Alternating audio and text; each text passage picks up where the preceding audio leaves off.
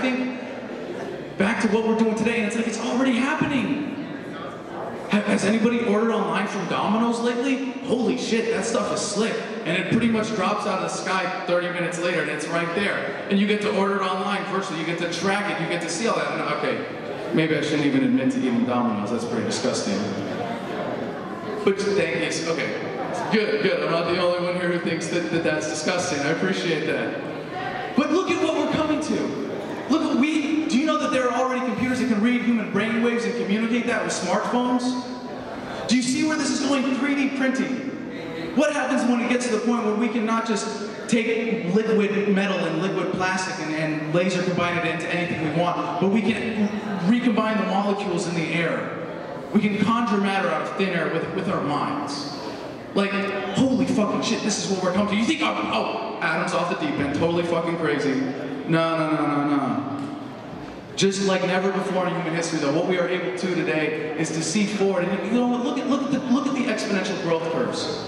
Life expectancy, productivity, computing capacity, the law that it doubles every certain period, right? It's an exponential growth curve. Well, guess what? Right now, I can tell you where the smartest computer in the world is. I can tell you what it's capable of, and I can tell you where the next one's probably going to be developed. What happens when we cross the digital singularity?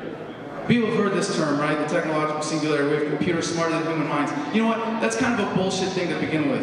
An arbitrary biological benchmark of this human technological capacity. Because once we hit that point, it's all over, folks. When all of those lines start hitting the vertical asymptotes, that's the asymptote of human experience right there. That is what we are coming to. You know, you want to get over your nerd insecurity. Well, when we have computers smarter than human brains, that's really significant. Like, sorry, folks. In a way, that device in your pocket is already smarter than you are. Sorry. So what are we coming to? What is that experience going to be like?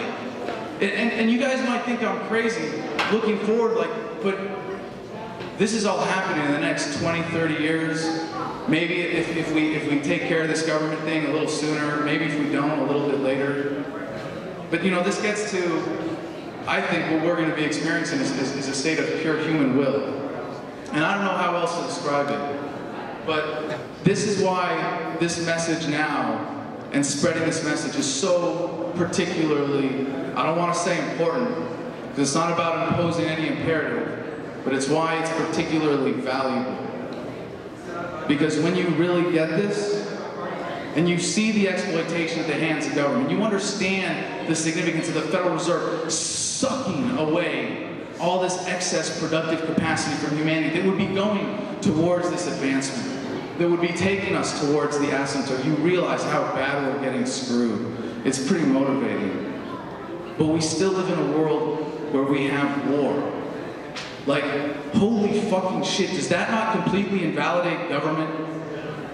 The systematic destruction of human bodies by machinery, and I can tell you from my petty experience having seen it up close, it is an absolute shame. It is disgusting. It is an embarrassment to humanity that in 2012 we are still engaging in this primitive, tribalistic bullshit, and we excuse it as something righteous when we call it war and we follow flags in a battle. I don't fucking think so.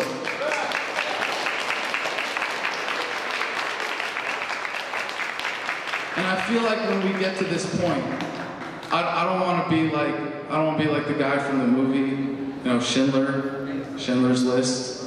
When we get to this point where the productive capacity is such that we can literally just conjure matter out of thin air with the thoughts in our mind, like that we are going to look back. We are, you know what? You don't know good times unless you've known some bad times.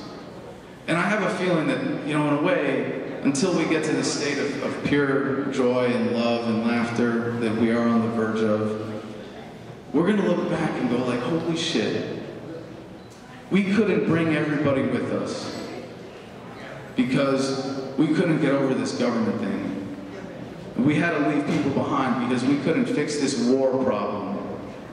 And that's just one example, but you see all the ways that government is holding humanity back from this.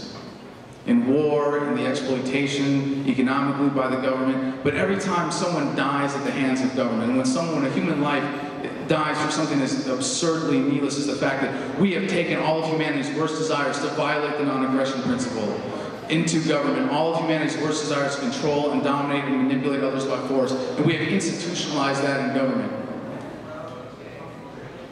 And you want to fucking tell me in 2012 we're still gonna have wars?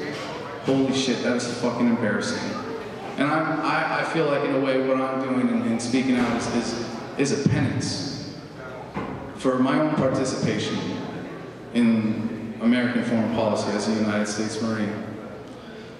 But I've been rewarded.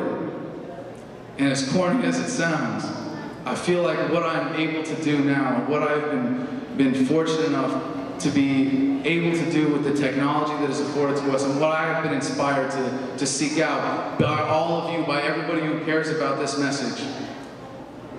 I have seen the promised land. And I might not get there with you, but humanity is on the brink of something amazing.